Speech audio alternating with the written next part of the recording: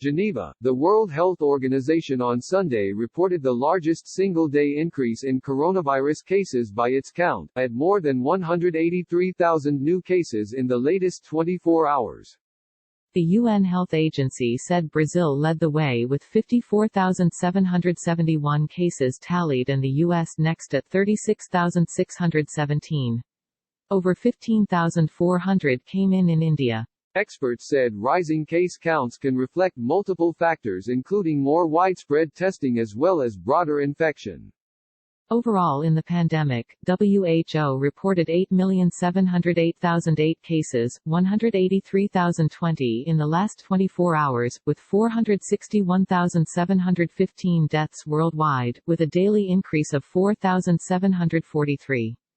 More than two-thirds of those new deaths were reported in the Americas. In Spain, officials ended a national state of emergency after 3 months of lockdown, allowing its 47 million residents to freely travel around the country for the first time since March 14. The country also dropped a 14-day quarantine for visitors from Britain and the 26 European countries that allow visa-free travel. But there was only a trickle of travelers at Madrid-Barajas Airport, which on a normal June day would be bustling. This freedom that we now have, not having to justify our journey to see our family and friends, this was something that we were really looking forward to, Pedro Delgado, 23, said after arriving from Spain's Canary Islands. Spanish Prime Minister Pedro Sánchez urged people to take maximum precautions. The virus can return and it can hit us again in a second wave, and we have to do whatever we can to avoid that at all cost. At a campaign rally in Tulsa, Oklahoma, Trump said Saturday the U.S. has tested 25 million people, but the bad part is that it found more cases. When you do testing to that extent, you're going to find more people, you're going to find more cases, Trump said. So I said to my people, slow the testing down, please. White House trade advisor Peter Navarro said on CNN that Trump was being tongue-in-cheek, and made the comment in a light mood. Democratic rival Joe Biden's campaign accused Trump of putting politics ahead of the safety and economic well-being of the American people.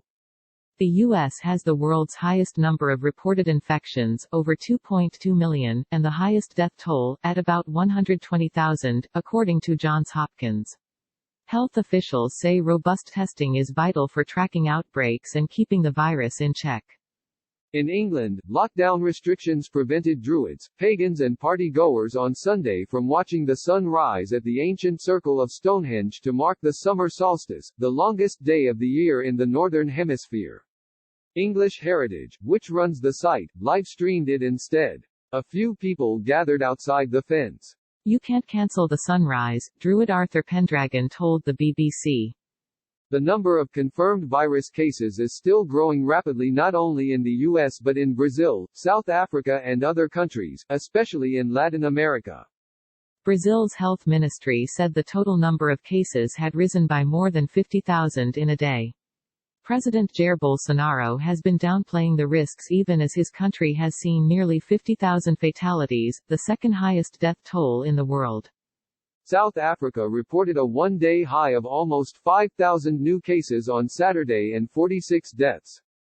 Despite the increase, President Cyril Ramaphosa announced a further loosening of one of the world's strictest lockdowns. Casinos, beauty salons and sit-down restaurant service will reopen. In the United States, the virus appears to be spreading across the West and South. Arizona reported over 3,100 new infections, just short of Friday's record, and 26 deaths. Nevada also reported a new high of 445 cases. In Europe, a single meatpacking plant in Germany has had over 1,000 cases, so the regional government issued a quarantine for all 6,500 workers, managers and family members. In Asia, China and South Korea reported new coronavirus cases Sunday in outbreaks that threatened to set back their recoveries. Chinese authorities recorded 25 new confirmed cases, 22 in Beijing. In the past week, Beijing tightened travel controls by requiring anyone who wants to leave the Chinese capital, a city of 20 million people, to show proof they tested negative for the virus. In South Korea, nearly 200 infections have been traced to employees at a door-to-door sales company in Seoul, and at least 70 other infections are tied to a table tennis club there. But South Korean officials are reluctant to enforce stronger social distancing to avoid hurting the economy.